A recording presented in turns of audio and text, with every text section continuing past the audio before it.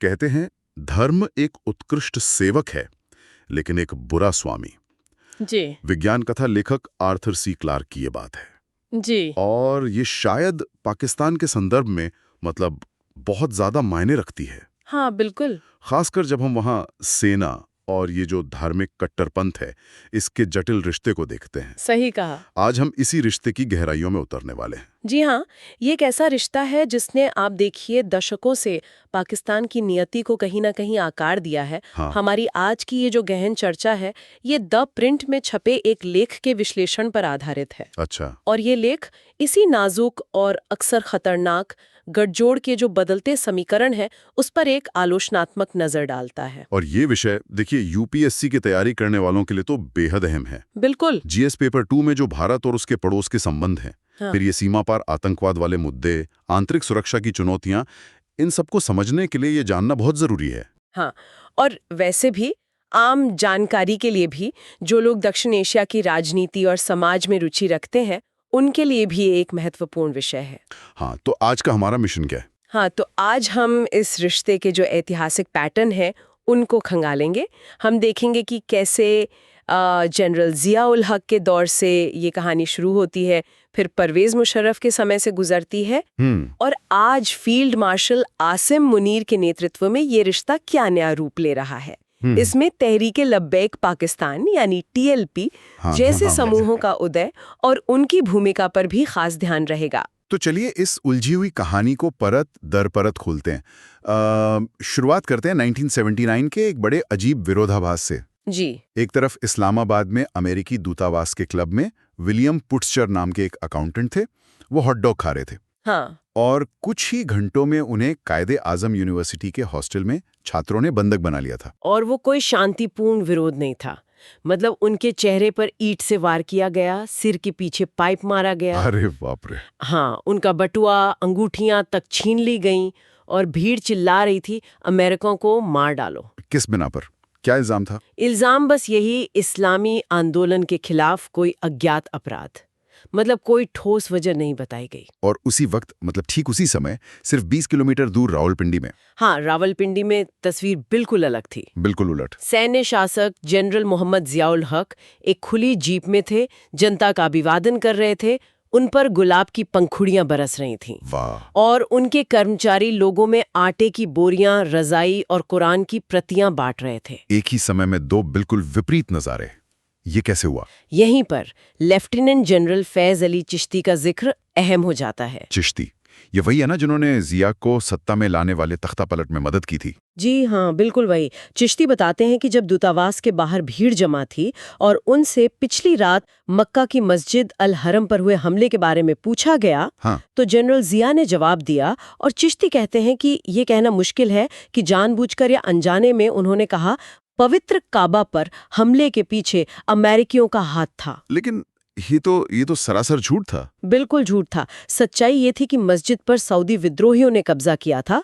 इसमें अमेरिकियों की कोई भूमिका थी ही नहीं। तो जिया ने इस अफवाह को हवा दी, मतलब आग में घी डाला। हाँ, बिल्कुल। यहाँ ये पैटर्न दिखना शुरू होता है कि कैसे सत्ताधारी अपने हितों के लिए, शायद अपनी इस्लामी छवि चमकाने या ध्यान भटकाने के लिए सूचनाओं को तोड़ मरोड़ सकते हैं। और इसका नतीजा भयानक हुआ। जिया के सैनिक बस देखते रहे, मूक दर्शक बने रहे। और भीड़ ने क्या किया? भीड़ ने अमेरिकी दूतावास का झंडा उतारा और जला दिया। और सिर्फ झंडा ही नहीं जलाता शायद। नहीं, एक अमेरिकी सैन्य गार्ड की सिर में गोली मारकर हत्या भी कर दी गई। ये सब देखकर तो लगता है कि ये सिर्फ एक चूक नहीं थी, जिया की इसमें कोई सोची समझी रणनीति थी। निश्चित रूप से जिया ने राजनीतिक इस्लाम को अपनी सत्ता का आधार बनाने के लिए जमकर इस्तेमाल किया। कैसे? उन्होंने जमात इस्लामी जैसे जो धार्मिक गुट थे उनसे जुड़े मौलवियों पर सरकारी खजाने से भारी पैसा लुटाया। अच्छा। और बदले में इन मौलवियों ने जिया के सत्तावादी शासन को एक तरह से मजहबी जामा पहनाया। उन्होंने निज़ामे मुस्तफ़ा की वकालत की। निज़ामे मुस्तफ़ा मतलब पैगंबर मोहम्मद द्वारा स्थापित कथित व्यवस्था, जिसका असल मतलब था एक ऐसा राष्ट्रपति जिसके पास सारी शक्तियां हों और राजनीतिक दलों का कोई अस्तित्व ही ना हो। लेकिन जैसा अक्सर होता है, इस रणनीति के अपने खतरे भी होते हैं, अनपेक्षित परिणाम। हाँ, बिल्कुल। और 1979 का वो दूतावास कांड इसी रणनीति का नतीजा था। अगर किस्मत से अगले ही महीने सोवियत संघ अफगानिस्तान पर हमला न कर देता, हाँ, जिससे अमेरिका को पाकिस्तान की जरूरत आन पड़ी। जी, तो शायद उस वक्त अमेरिका और पाकिस्तान के रिश्ते पूरी तरह खत्म हो जाते। लेकिन वो हमला हो गया और रिश्ते बच गए। हाँ, सोवियत हमले ने भू राजनीतिक स्थिति बदल दी, लेकिन जिया ने जो धार्मिक कट्टरपंथ के बीज बोए थे वो पाकिस्तान की जमीन में गहरे धंस चुके थे। और वो आगे चलकर और जहरीले फल देने वाले थे। बिल्कुल, ये पैटर्न सेना का धार्मिक गुटों को इस्तेमाल करना और फिर उन पर से नियंत्रण खो देना, ये बार बार दोहराया जाना था। बिल्कुल। चलिए अब आगे बढ़ते हैं। कई दशकों बाद 9/11 के आतंकी हमलों के बाद एक और सैन्य शासक आते हैं, जनरल परवेज मुशर्रफ। जी हाँ। और वो एक नई रणनीति लेकर सामने आए। उन्होंने इसे नाम दिया प्रबुद्ध संयम या एनलाइटेंड मॉडरेशन। हाँ, उनका घोषित लक्ष्य था अल-कायदा जैसे जो क्रांतिकारी जिहादी समूह थे उनका मुकाबला करना। इसके लिए उन्होंने क्या किया? जिया से अलग कैसे थे वो? इसके लिए मुशर्रफ ने एक दिलचस्प पैंतरा अपनाया। उन्होंने बरेलवी मौलवियों को, जिन्हें अहले सुन्नत भी कहा जाता है, उनको आगे बढ़ाया। बरेलवियों को क्यों? देखिए, बरेलवी इस्लाम की वो शाखा है जो पारंपरिक सूफी परंपराओं से ज्यादा जुड़ी है और आमतौर पर देवबंदी या वहाबी विचारधारा वाले जिहादी गुटों के मुकाबले उन्हें कम हिंसक या कम क्रांतिकारी माना जाता था। अच्छा। तो मुशर्रफ की सोच थी कि वो बरेलवियों को अल-कायदा और उससे जुड़े समूहों के खिलाफ एक वैचारिक ढाल की तरह इस्तेमाल कर सकते हैं। यानी मतलब एक तरह से आग बुझाने की कोशिश, एक किस्म के कट्टरपन को दूसरे के जरिए काबू करने का दाव। हाँ, आप ऐसा कह सकते हैं। अगर हम इसे बड़ी तस्वीर में देखें तो ये कट्टरपंथ का मुकाबला करने के लिए एक अलग, शायद कम खतरनाक समझे जाने वाले कट्टरपंथ को ही बढ़ावा देने की रणनीति थी। एक तरह का सौदा था। हाँ, कह सकते हैं। सौदा ये था कि बरेलवी गुट जिहादवाद का विरोध करेंगे और बदले में उन्हें राज्य का संरक्षण मिलेगा, पैसा मिलेगा, सत्ता में थोड़ी हिस्सेदारी मिलेगी। क्या क्या मिला उन्हें? बरेलवी मदरसों को चरमपंथ विरोधी फंड दिए गए, एक बरेलवी मौलवी को धार्मिक मामलों का संघीय मंत्री बनाया गया, कई प्रभावशाली बरेलवियों को इस्लामी विचारधारा परिषद जैसी संस्थाओं में नियुक्त किया गया। लेकिन जैसे जिया के मामले में हुआ था, इस रणनीति में भी गंभीर खामियां थी, है ना? बिल्कुल थी। बरेलवी विचारधारा भले ही अल-कायदा जितनी क्रांतिकारी ना हो, पर उनके सामाजिक मूल्य वो तो गहरे रूप से अनुदारवादी थे। जैसे स्त्री द्वेष और खासकर धार्मिक अल्पसंख्यकों के प्रति असहिष्णुता, ये उनकी विचारधारा का अहम हिस्सा थी। और इसी माहौल में फिर कुछ कट्टर मौलवियों का उभार हुआ। बिल्कुल सही। पीर अफजल कादरी जैसे कट्टर बरेलवी मौलवी उभरे। उन्होंने अहमदिया समुदाय और दूसरों पर ईश्वर निंदा का आरोप लगाकर उनके खिलाफ जहरीला अभियान चलाया। और इसी पृष्ठभूमि में फिर वो सलमान तासीर वाली घटना हुई। जी हाँ, बिल्कुल। 2011 में पंजाब के गवर्नर सलमान तासीर की बेरहमी से हत्या कर दी गई। क्यों? सिर्फ इसलिए क्योंकि उन्होंने पाकिस्तान के जो विवादास्पद ईश्वर निंदा कानून है उनके दुरुपयोग पर सवाल उठाया था। और विडंबना की हद देखिए कि तासीर का हत्यारा उनका अपना ही बॉडीगार्ड था, मुमताज कादरी। हाँ। वो बाद में कई लोगों के लिए हीरो बन गया। हाँ। उसकी कब्र एक लोकप्रिय तीर्थस्थल बन गई। जी, ये दिखाता है कि राज्य की मशीनरी किस हद तक इन कट्टरपंथी ताकतों के सामने मतलब लाचार हो चुकी थी या शायद होना चाहती थी। ये घटना एक अहम सवाल उठाती है। क्या? कि राज्य जिन ताकतों को अपने फायदे के लिए पालता पोसता है वो कब भस्मासुर बन जाती हैं। सही सवाल है। मुशर्रफ की प्रबुद्ध संयम की रणनीति का नतीजा तो बिल्कुल उल्टा ही निकला। देखिए ना, 2018 के आखिर में जब पाकिस्तान के सुप्रीम कोर्ट ने आसिया नूरीन को बरी किया। हाँ, वो ईसाई महिला जिन पर ईश्वर निंदा का झूठा आरोप। जी, उन्हें बरी किया तो तहरीक लब्बैक पाकिस्तान यानी टीएलपी के नेता अफजल कादरी ने क्या किया? उन्होंने सुप्रीम कोर्ट के जजों को ही वाजिबुल कत्ल करार दे दिया, यानी हत्या के योग्य। ये तो हद हो गई। और सिर्फ जजों को ही नहीं, उन्होंने प्रधानमंत्री इमरान खान और सेना के जनरलों तक को धमकी दे डाली। क्या धमकी दी? कहा कि उनके ड्राइवर या उनके सुरक्षा गार्ड ही उन्हें मार देंगे। ये तो सीधी सीधे राज्य की सत्ता को खुली चुनौती थी। निश्चित रूप से। और देखिए, ये वही बरेलवी गुट थे जिन्हें मुशर्रफ ने बढ़ावा दिया था। अब वो उसी हाथ को काट रहे थे जिसने उन्हें पाला था। विडंबना ही है। और विडंबना ये भी थी कि जनरल मुशर्रफ ने जिस जानवर को खुला छोड़ा था उसे काबू करने की हिम्मत या शायद इच्छा शक्ति किसी में नहीं दिख रही थी। इस टीएलपी की जड़ें कहाँ हैं? मतलब ये अचानक कहाँ से आ गया? इसका आधार क्या है? देखिए, टीएलपी का जो मूल संगठन है वो है दावत-ए इस्लामी। ये 1981 में कराची में बना था। अच्छा, काफी पुराना है। हाँ, और आज ये पाकिस्तान का सबसे बड़ा और आधुनिक बरेलवी प्रचार संगठन बन गया है। ये बहुत ही कट्टर किस्म की धर्मपरायणता का प्रचार करता है। किस तरह की? छोटी छोटी बातों पर भी इनका नियंत्रण रहता है, जैसे युवा महिलाएं कैसे बर्ताव करें या टॉयलेट वाले बाथरूम में वजू करना सही है या नहीं। अच्छा। लेकिन ये सिर्फ एक धार्मिक संगठन नहीं है। ये अपने मानने वालों के लिए नौकरी, शादी ब्याह, सामाजिक सपोर्ट, इन सब का एक बड़ा नेटवर्क भी मुहैया कराता है। मतलब एक बड़े सामाजिक संगठन या जाति संघ की तरह। हाँ, बिल्कुल वैसा ही। और इसका इतिहास सिर्फ धर्म प्रचार तक ही सीमित नहीं है, शायद हिंसा से भी जुड़ा रहा है। हाँ, इसका एक स्याह पहलू भी है। 1988 के बाद से पाकिस्तान में धार्मिक गुटों के बीच हिंसक प्रतिद्वंद्विता बढ़ी।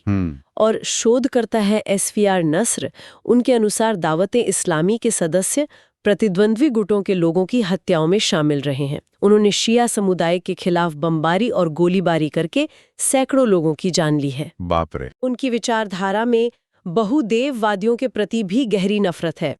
और इतना ही नहीं, इस संगठन से जुड़े लोग फ्रांस, UK, भारत तक में ईशनिंदा के नाम पर हुई हत्याओं में शामिल पाए गए हैं। और TLP के संस्थापक खादिम हुसैन रिजवी। हाँ, खादिम हुसैन रिजवी तो खुलेआम मुसलमानों को गैर मुसलमानों से दूर रहने और पश्चिमी जीवन शैली न अपनाने की चेतावनी देते थे। तो इसी कट्टरता, संगठनात्मक ताकत और हिंसा की पृष्ठभूमि पर TLP एक बड़ी राजनीतिक ताकत बन गया। बिल्कुल। और पाकिस्तानी राज्य वो अक्सर इन ताकतों के सामने घुटने टेकता नजर आया। इसका कोई उदाहरण? सबसे बड़ा उदाहरण तो शायद खादिम हुसैन रिजवी का जनाजा था। 2020 में जब उनकी मौत हुई तो लाहौर में उनके जनाजे में लाखों लोग उमड़ पड़े। लाखों? हाँ, कहा जाता है कि ये पाकिस्तान के इतिहास की सबसे बड़ी सार्वजनिक सभाओं में से एक थी। सभी बड़ी राजनीतिक पार्टियों के नेता वहां मौजूद थे और तत्कालीन सेना प्रमुख जनरल कमर जावेद बाजवा, उन्होंने भी बाकायदा शोक संदेश भेजा था। ये तो साफ तौर पर दिखाता है कि TLP की पकड़ कितनी मजबूत हो चुकी थी, राज्य पर भी। हाँ, और रिजवी के बेटे साद हुसैन रिजवी ने जब कमान संभाली तब भी TLP का दबाव कम नहीं हुआ। 2020 की सर्दियों में उन्होंने फ्रांस के खिलाफ फिर से देशव्यापी प्रदर्शन शुरू कर दिए। किस बात पर? वजह वही पुरानी, चार्ली हेब्दो में सालों पहले छपे पैगंबर के कार्टून। और सरकार ने क्या किया? सिर्फ 2 साल पहले की बात है, शहबाज शरीफ की गठबंधन सरकार ने TLP के सामने लगभग हथियार डाल दिए थे। मतलब क्या मांगे मान ली? उनकी मांगे मानते हुए एक नया ईशनिंदा विरोधी विभाग बनाने पर सहमति जताई। अमेरिका में जेल में बंद आतंकवादी आफिया सिद्दीकी की रिहाई के लिए राजनयिक पत्र जारी करने पर राजी हुए। और यहाँ तक कि देश की खस्ताहाल अर्थव्यवस्था की परवाह किए बिना ईंधन की कीमतें कम करने पर भी सहमत हो गए। यानी पूरी तरह झुक गए? लगभग, हाँ। यहाँ तक कि इमरान खान, जो खुद को एक अलग तरह का नेता बताते थे, उन्हें भी TLP की मांगों के आगे झुकना पड़ा था। हाँ, कुछ हद तक। इमरान खान की सरकार ने भी सार्वजनिक जीवन में इस्लाम को बढ़ावा देने के लिए, मीडिया में कथित ईशनिंदा सामग्री की निगरानी करने के लिए और एक इस्लामी कल्याणकारी राज्य बनाने में मदद करने के लिए एक उच्च स्तरीय समिति बनाने जैसे कदम उठाए थे। ये दिखाता है कि TLP का दबदबा कितना बढ़ गया था कि कोई भी सरकार उसे नजरअंदाज नहीं कर पा रही थी। बिल्कुल। लेकिन अब मौजूदा सेना प्रमुख फील्ड मार्शल आसिम मुनीर के दौर में हमें कुछ अलग संकेत मिल रहे हैं, ऐसा लगता है। हाँ, कुछ बदलाव दिख रहे हैं। यहाँ जिया और मुनीर के बीच का अंतर देखने लायक है। जिया ने 1979 में अमेरिकी दूतावास पर हमला करने वाली भीड़ के खिलाफ कोई कार्रवाई नहीं की थी, चुप रहे थे। जी हाँ। जबकि हाल ही में जब TLP के प्रदर्शनकारी गाजा में शांति योजना के विरोध में इस्लामाबाद में अमेरिकी दूतावास की ओर मार्च कर रहे थे, हाँ, तो मुनीर के सैनिकों ने उन पर सीधी गोलीबारी की, कई बार काफी नजदीक से। सीधी गोलीबारी, ये तो जिया और मुशर्रफ के दौर की प्रतिक्रिया से बहुत अलग है, बिल्कुल अलग है। ये वाकई एक बड़ा बदलाव लगता है। इस बदली हुई रणनीति के पीछे क्या कारण हो सकते हैं? क्या सेना ने अपना सबक सीख लिया है या कुछ और है? देखिए, स्थिति काफी जटिल है। इसके पीछे कई कारण हो सकते हैं। जैसे? एक तो पाकिस्तानी सेना का अफगानिस्तान के तालिबान और तहरीक-ए-तालिबान पाकिस्तान यानी TTP के साथ जो पुराना गठबंधन था वो टूट चुका है। हाँ, और टीटीपी अब पाकिस्तान में ही हमले कर रहा है। जी। दूसरा, सेना पूर्व प्रधानमंत्री इमरान खान के समर्थकों को पूरी तरह दबाने में कामयाब नहीं हो पाई है। भले ही उन्हें जेल में डाल दिया गया हो, उनका समर्थन अभी भी मजबूत है। और तीसरा, हाल के वर्षों में जो हिंसा हुई है उसने दिखाया है कि आम जनता में भी अब सेना और सुरक्षा बलों का सीधा सामना करने की एक नई प्रवृत्ति पैदा हुई है। लोग डर नहीं रहे हैं। और राजनीतिक समीकरणों में भी बदलाव दिख रहा है ना? हाँ, बिल्कुल। पीएमएलएन, जिसके नेता पहले टीएलपी का समर्थन करते नजर आते थे, जैसे नवाज शरीफ के दामाद मोहम्मद सफदररहमान, वही पार्टी अब टीएलपी पर प्रतिबंध लगाने की वकालत कर रही है। तो मुनीर की रणनीति क्या है? क्या वो इन गुटों को खत्म करना चाहते हैं? ऊपरी तौर पर तो ऐसा ही लगता है। लगता है कि वो पिछले जनरलों के विपरीत, जिन्होंने इन धार्मिक कट्टरपंथियों को कभी पुचकारा, कभी इस्तेमाल किया, हाँ। अब मुनीर राज्य के अधिकार को चुनौती देने वाले किसी भी धार्मिक दक्षिणपंथी आंदोलन को सख्ती से कुचल देना चाहते हैं। लेकिन जैसा कि स्रोत लेख यानी द प्रिंट का लेख चेतावनी देता है, इसे पाकिस्तान के आधुनिकीकरण की दिशा में एक कदम समझने की भूल नहीं करनी चाहिए। इसका क्या मतलब है? अगर वो कट्टरपंथियों को कुचल रहे हैं तो ये आधुनिकीकरण क्यों नहीं है? क्योंकि देखिए, मुनीर अपनी सत्ता का आधार उदारवाद या लोकतंत्र पर नहीं रख रहे हैं। वो अपनी खुद की धार्मिक साख पर जोर दे रहे हैं। अपनी धार्मिक साख पर? हाँ, वो खुद को एक धर्मपरायण मुस्लिम नेता के रूप में पेश करते हैं, जो आध्यात्मिक और सांसारिक दोनों तरह के अधिकार का स्रोत है। अच्छा। और उनका विश्व दृष्टिकोण भी दिलचस्प रूप से टीएलपी जैसा ही है। वो भी मानते हैं कि पाकिस्तान का मूल विचार हिंदुत्व के साथ असंगत है। यानी वो भी एक तरह की धार्मिक राष्ट्रीयता पर ही जोर दे रहे हैं। बिल्कुल। तो यहाँ दिलचस्प बात यह है कि कट्टरपंथियों से निपटने की रणनीति बदल रही है, लेकिन शायद खेल वही पुराना है, सत्ता पर मजबूत पकड़ बनाए रखना। बस इस बार सेना प्रमुख खुद धार्मिक दावेदारी पेश कर रहे हैं। क्या इतिहास में हमें इसका कोई और उदाहरण मिलता है जहां सेना ने इस तरह धर्म को इस्तेमाल करने की कोशिश की हो और वो नाकाम रही हो? हाँ, एक क्लासिक उदाहरण 1960 के दशक का है, फील्ड मार्शल अयूब खान का। अयूब खान? जी। उन्होंने अपने दौर में आधुनिकीकरण की नीतियां लागू करने की कोशिश की थी।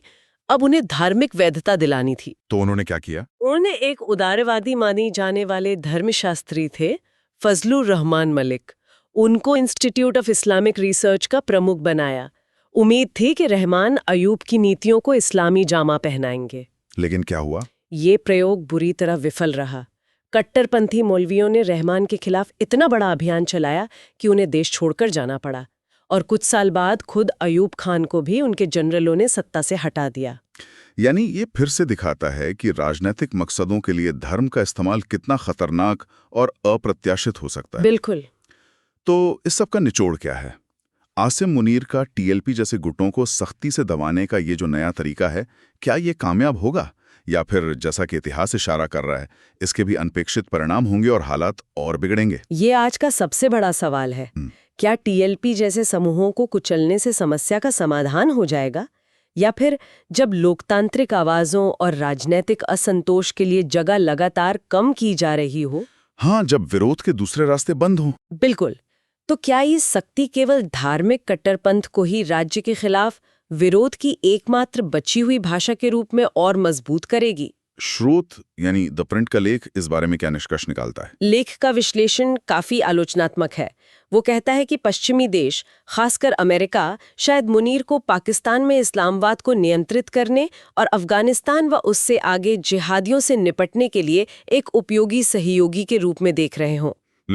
लेकिन लेख का तर्क है कि मुनीर का बढ़ता अधिनायकवाद, ठीक ज़िया और मुशर्रफ के दौर के अनुभवों की तरह, अंततः केवल धार्मिक कट्टरपंथ को ही बढ़ावा देगा, क्योंकि विरोध के अन्य सभी रास्ते बंद किए जा रहे हैं। तो लोकतांत्रिक संस्थाओं का दमन वो इस समस्या का इलाज नहीं, बल्कि खुद समस्या का हिस्सा है। यानी मुनीर का तरीका बीमारी का इलाज नहीं, बल्कि खुद एक लक्षण या शायद बीमारी का ही एक नया रूप है। स्रोत का निष्कर्ष काफी तीखा है। लेख की आखिरी पंक्ति कहती है, वास्तव में वह आसिम मुनीर बीमारी है। यूपीएससी अभ्यर्थियों के लिए ये पूरी चर्चा बहुत महत्वपूर्ण है। पाकिस्तान की ये आंतरिक उथल-पुथल न सिर्फ क्षेत्रीय स्थिरता पर असर डालती है जी, बल्कि भारत पाकिस्तान संबंधों, सीमा पार आतंकवाद और ये जो नॉन स्टेट एक्टर्स हैं, उनकी भूमिका जैसे मुद्दों को समझने के लिए भी जरूरी है। हाँ, सेना और कट्टरपंथी समूहों के बीच ये जो दशकों पुराना गठजोड़ और टकराव का चक्र है, इसके गहरे निहितार्थ है। बिल्कुल। इस पूरी बातचीत का सार यही निकलता है कि पाकिस्तान की सेना ने बार बार राजनीतिक लाभ के लिए धार्मिक ताकतों का इस्तेमाल किया है, उन्हें बढ़ावा दिया है। और फिर अक्सर उन पर से नियंत्रण खो दिया है। हाँ, और इसके परिणाम देश के लिए बेहद हिंसक और अस्थिर करने वाले रहे हैं।